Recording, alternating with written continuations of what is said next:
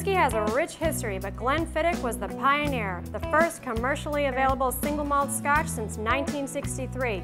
Tonight, I'm going to take a look at some of the bars that are once again changing the landscape of my favorite spirit.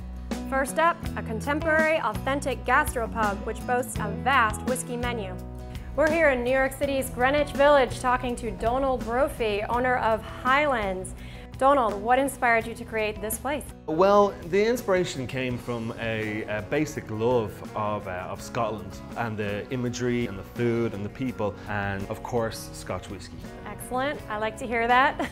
Now, have you seen a change in the types of people that come out and ask for whiskey? Yes, people are a lot more open to whiskey these days, especially women. We're seeing so many young women in their 20s coming in and ordering, say, like a Glenfiddich 21 on the rocks. To me, I love to see that. I think it's very sexy and cool. So you're finding a great reaction when you're introducing whiskey neat to new customers. They're loving it. Yeah, and what better liquor could you drink that has so much variation and so much time and energy and love and enthusiasm put into it than Scotch whiskey. I couldn't agree more on that. I noticed you have the Glenfiddich 21 you've added to your collection. What is it about the flavor profile that attracted your palate?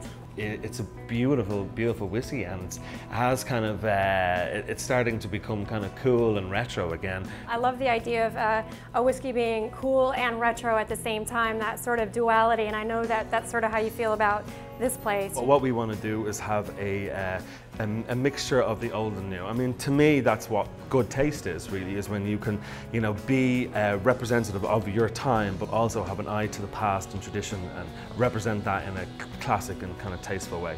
Thank you. You're welcome.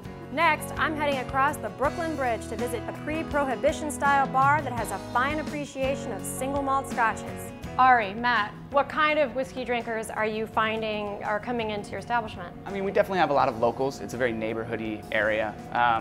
But we are seeing more and more. There's a lot more people making that trip from Manhattan into Brooklyn. And you also now have a crowd who comes in, they're just starting to learn about things, maybe just switching from blends to single malts or vice versa, and drinking cocktails as well, or asking for whiskey, Scotch whiskey in particular, in their cocktails, which is very exciting because it allows us to use our very adventurous list in so many different ways. So I've read in some New York press about a fabulous cocktail that you've created and serve here. Yeah, it's called the Bustos. It's one of our summer specialties, and it is Glenfiddich 15, Velvet Falernum, fresh orange juice, and white tequila. It's a tiki-inspired drink that's very refreshing. What is it about the 15 that you like for this particular cocktail? Where you're trying to balance sweet, dry, and spicy, the Glenfiddich adds a particularly interesting honey note to the entire mix. So somebody were to come in here who's never had whiskey before. Can you tell me a little bit about how you introduce them to a fine single malt?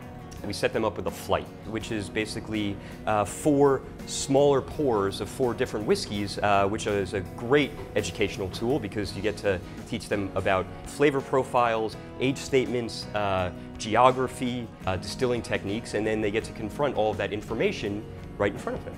Thank you so much for spending time with me. Oh, thank you. Thanks. Thanks for exploring New York's new whiskey frontier.